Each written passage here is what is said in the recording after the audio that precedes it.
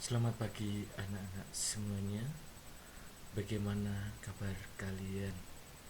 Bapak harap kabar kalian dalam keadaan sehat dan baik selalu. Anak-anak yang terkasih, pada hari ini kita bertemu kembali dalam pelajaran pendidikan agama Katolik. Nah, anak-anak yang terkasih, pada hari ini kita akan melanjutkan materi yang lalu dengan judul mengembangkan kejujuran. Jadi, anak-anak yang terkasih, hari ini kita akan melanjutkan materi yang lalu dengan judul mengembangkan kejujuran. Nah, anak-anak yang terkasih, sebelum kita memulai kegiatan aktivitas pembelajaran kita hari ini, kita akan berdoa lebih dahulu.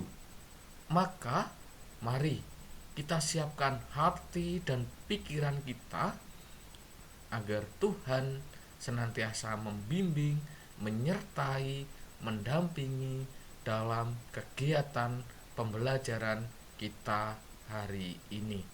Maka mari kita hening sejenak.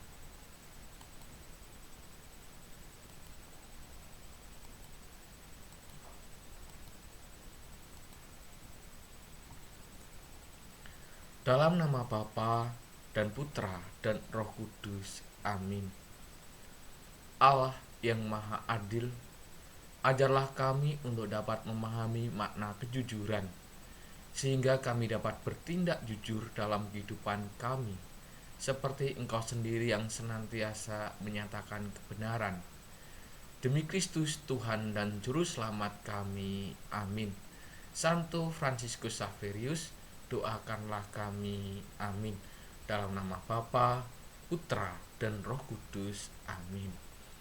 Terima kasih anak-anak, kalian sudah memulai kegiatan pembelajaran hari ini dengan doa pembuka.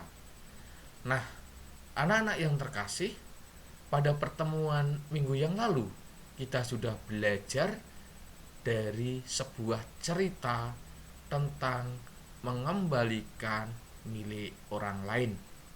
Jadi, pada pertemuan yang lalu kita sudah belajar dari sebuah cerita tentang mengembalikan milik orang lain.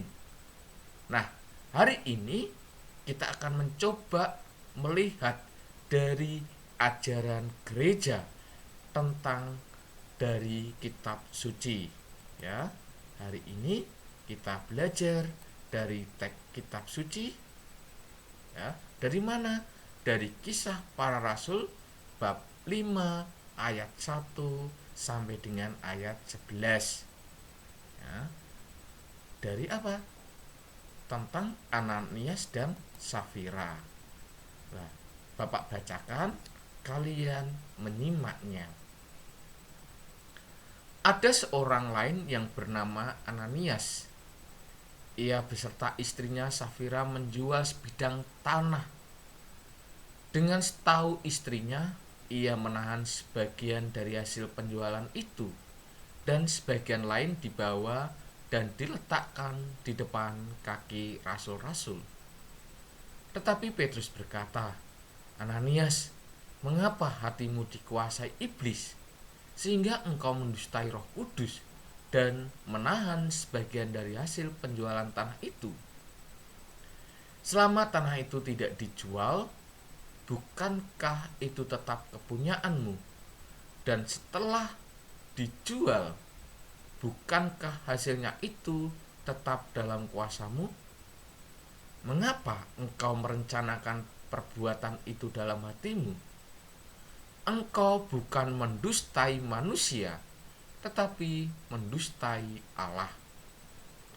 Ketika mendengar perkataan itu, rebahlah Ananias dan putuslah nyawanya. Maka sangatlah ketakutan semua orang yang mendengar hal itu. Lalu datanglah beberapa orang muda. Mereka mengapani mayat itu, mengusungnya keluar dan pergi menguburnya. Kira-kira 3 jam kemudian masuklah istri Ananias. Tetapi ia tidak tahu apa yang telah terjadi. Kata Petrus kepadanya, "Katakanlah kepadaku, dengan harga sekiankah tanah itu kamu jual?" Jawab perempuan itu, "Betul sekian."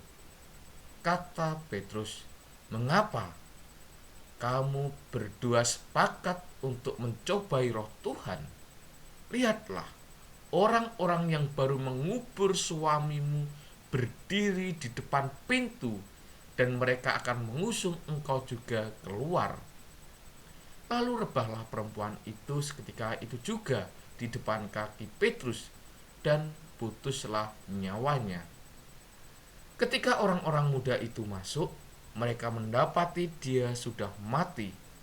Lalu mereka mengusungnya keluar dan menguburnya di samping suaminya. Maka sangat ketakutanlah seluruh jemaat dan seluruh orang yang mendengar hal itu. Nah, anak-anak yang terkasih, apa yang bisa kita peroleh dari bacaan teks kitab suci dari Kisah Para Rasul bab 5 ayat 1 sampai 11 tadi? Ya, bahwa dikatakan orang yang tidak jujur, yakni Ananias beserta istrinya, mati, meninggal. Karena apa? Dia tidak jujur. Nah, dia tidak jujur ternyata adalah melukai. Tidak hanya melukai diri sendiri, tidak hanya melukai orang lain, tetapi juga melukai Tuhan. Dan dampaknya adalah mati, meninggal. Nah, anak-anak yang terkasih, supaya agar anak-anak dapat memahami teks kitab suci ini, ada pertanyaan yang bisa anak-anak kerjakan. Yang pertama adalah, apa yang menyebabkan Ananias dan Safira berbuat tidak jujur? Jadi apa sih yang menyebabkan Ananias dan Safira, jadi suami istri, berbuat tidak jujur? Apa akibat dari perbuatan tidak jujur mereka? Apa akibatnya? Lalu yang kedua adalah, berdasarkan kisah Ananias dan Safira, jelaskan pengertian kejujuran yang kamu pahami. Jadi bertitik tolak dari teks kitab suci yang kalian dengar dan kalian simak, jelaskan kejujuran yang dapat kamu pahami. Mengerti ya anak-anak ya? Oke, Bapak harap kalian mengerti. Ya, kalian mengerti, lalu silahkan kalian tulis di dalam buku catatan kalian masing-masing. Supaya apa? Supaya nanti didiskusikan dan akhirnya kalian mendapatkan nilai pengetahuan. Paham ya? Oke. Baik anak-anak yang terkasih, mari setelah kita belajar dari cerita tentang mengembalikan milik orang lain dan juga belajar dari teks kitab suci tentang Ananias dan Safira, mari kita coba lihat pesannya apa. Anak-anak yang terkasih, ternyata ketidakjujuran akan membawa akibat yang sangat fatal. Jadi ketidakjujuran akan membawa akibat yang sangat fatal. Dan bahkan ini anak-anak, sampai pada kematian. Ketidakjujuran Ananias dan istrinya membawa akibat yang sangat fatal juga, yaitu kematian.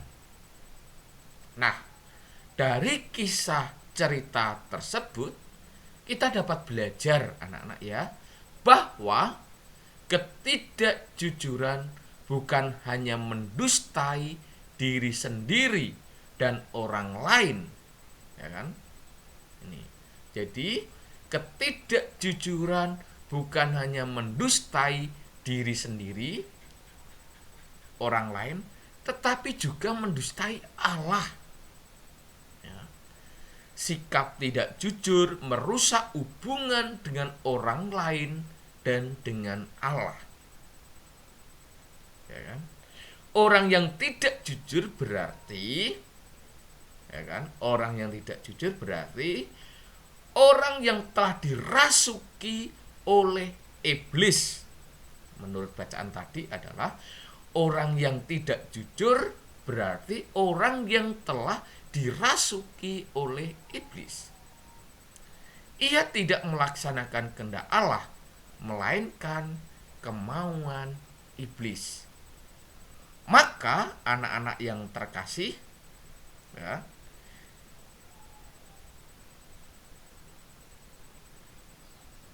jika ia hendaklah kamu katakan ya. Ya, jika ia katakan ya. Jika tidak, kamu katakan tidak. Apa yang lebih daripada itu berasal dari si jahat. Itu dari kitab suci ditegaskan pula.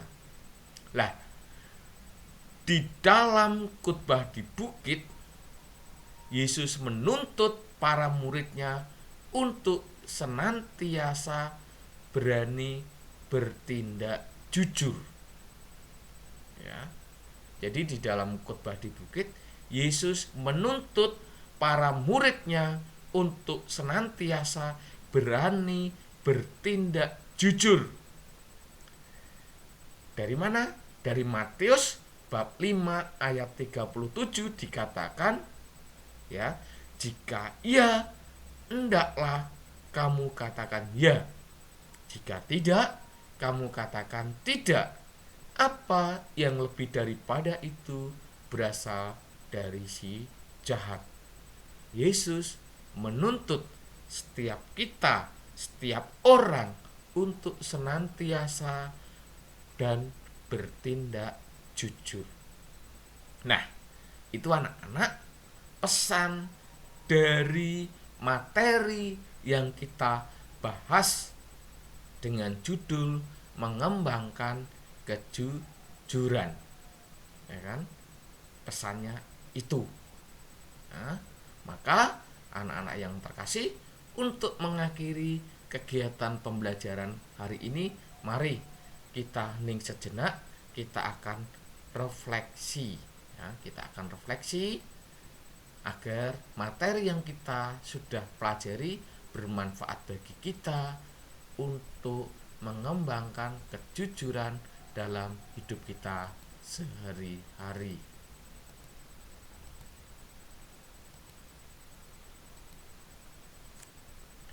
Anak-anak yang terkasih, kejujuran merupakan keutamaan Kristiani. Kejujuran menunjukkan keluhuran martabat manusia. Kejujuran merupakan hal yang pantas diperjuangkan. Menjadi pertanyaan bagi kita masing-masing, apakah saya, apakah aku sudah memperjuangkan kejujuran? Tidak menghalalkan cara untuk memperoleh hasil yang baik saat ulangan. Marilah kita merefleksikan semua itu dalam hati.